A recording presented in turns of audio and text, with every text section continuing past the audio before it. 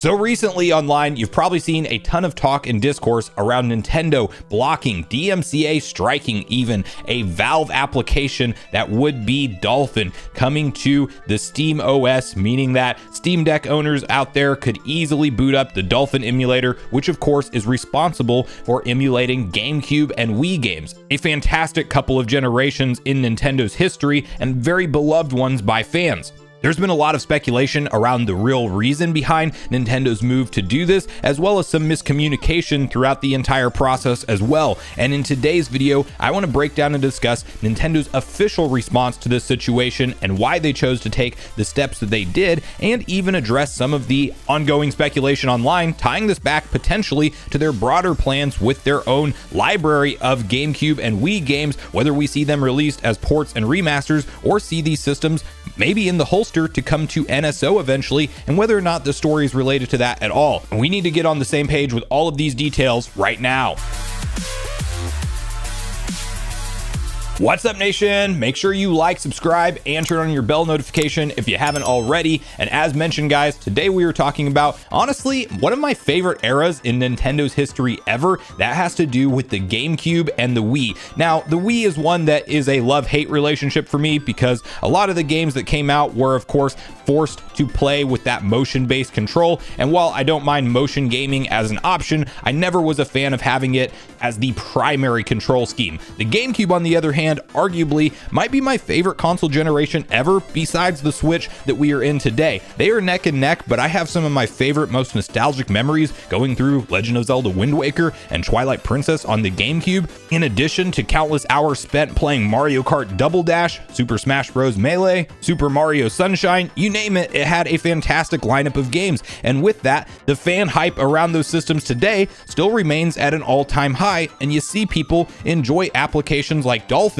that do allow you to easily upscale these games and enjoy them in modern resolutions. Now, Dolphin has been around for a long time, but one thing that was recently in the holster for them was to make the move to Steam OS to make it a little bit easier to play on something like a Steam Deck, or if you just have the Steam launcher on your computer, you could play natively through that with your existing control scheme set up, and it would just be a nice way to easily access this emulator and potentially bring it to more eyeballs, which, you know, Nintendo may not be a fan of depending on what they have planned with that generation of games for themselves and their own bottom line and the profit that they want to make off of it. And now we have an official response from them in terms of why they requested the halt of this application's development, because not that long ago we saw the Dolphin developers take to the internet to officially say that the application has been halted. They don't want to fight Nintendo, clearly, in a legal case over this, and Nintendo has requested that it be pulled down, although it does seem like there was some more behind-the-scenes conversation with really just Steam or Valve at the end of the day going to Nintendo, asking them if they're okay with this, Nintendo saying, no, we're not, and then that's where the pull-down request started. But to first get on the same page with exactly what has transpired so far, let's quickly hop over to VGC and read through their detailed typed-up article together. Nintendo explains its decision to block Dolphin's Steam release, saying it stifles innovation. The GameCube and Wii emulator was set to appear on Valve's storefront. The team behind the emulator recently stated on its website that the Steam release of Dolphin had been indefinitely postponed, saying that, according to Valve, Nintendo had issued a cease and desist citing the DMCA against Dolphin's Steam page. While it's often argued that emulators themselves are legal and it's the use of ROM images of copyrighted games which is illegal, it's recently been suggested that Dolphin may be an exception because it includes the Wii Common Key, a cryptographic key used by the Wii to decrypt games. This appears to be the argument Nintendo is using, claiming that the use of the Wii Common Key in the emulator means it's actively bypassing piracy protection measures. Most other emulators either don't do this or require players to source their own console BIOS files to protect the emulators legally. In a statement to Kotaku, a Nintendo spokesperson said, Nintendo is committed to protecting the hard work and creativity of video game engineers and developers. This emulator illegally circumvents Nintendo's protection measures and runs illegal copies of games. Using illegal emulators or illegal copies of games harms development and ultimately stifles innovation. Nintendo respects the intellectual property rights of other companies and in turn expects others to do the same.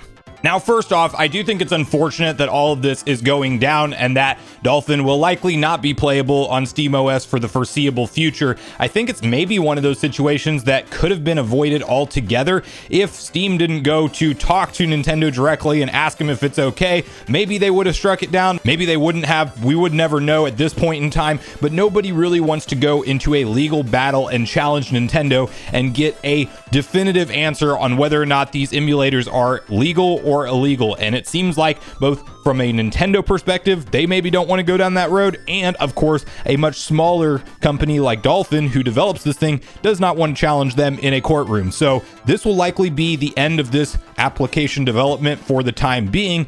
But in terms of whether or not this signals anything with Nintendo's plans for the GameCube and Wii games to maybe be right around the corner on NSO, and that's the reason that this is happening, or maybe they're just really planning on doing a ton of port and remaster treatment from a lot of the games from that era, I do think that both of those reasons are plausible, but I don't think that they're directly linked to this happening at all, and it's really no indication on the time frame that we should expect any kind of announcement for GameCube or Wii to make it to Nintendo Switch Online. I think that by time we're talking about next generation Nintendo hardware, it is likely that GameCube will be in the holster first, and then at some point in the future, we may see that Wii announcement. I do think Nintendo wants to keep going with Nintendo Switch Online and expand the console library to include really all of their classic consoles when that is doable with newer hardware that we would really need to see in order to effectively run GameCube and the file sizes of those games alone compared to things like N64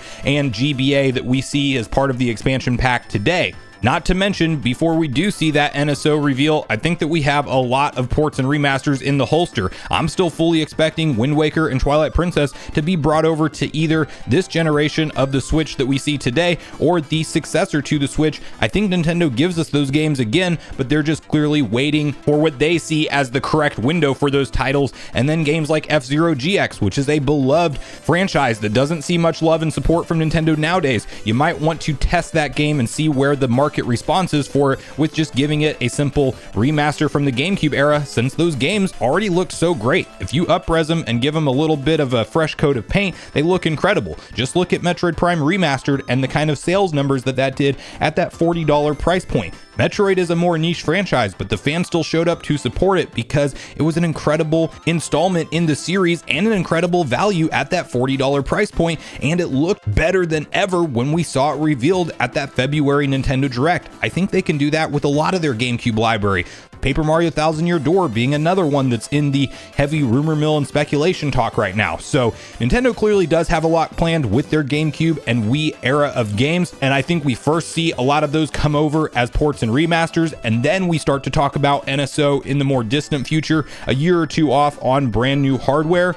But in terms of this specific Dolphin situation and Steam and Nintendo and all the back and forth, I don't think that that directly correlates to it, and I don't think that it can tell us any kind of timeline expectation on when to expect Nintendo to announce something like official support for these consoles on their hardware. But I really want to hear from you guys at this point in the video, your personal thoughts and opinions about this. Are you disappointed that Nintendo is taking the stance that they are and that their response is that it somehow stifles creativity and development?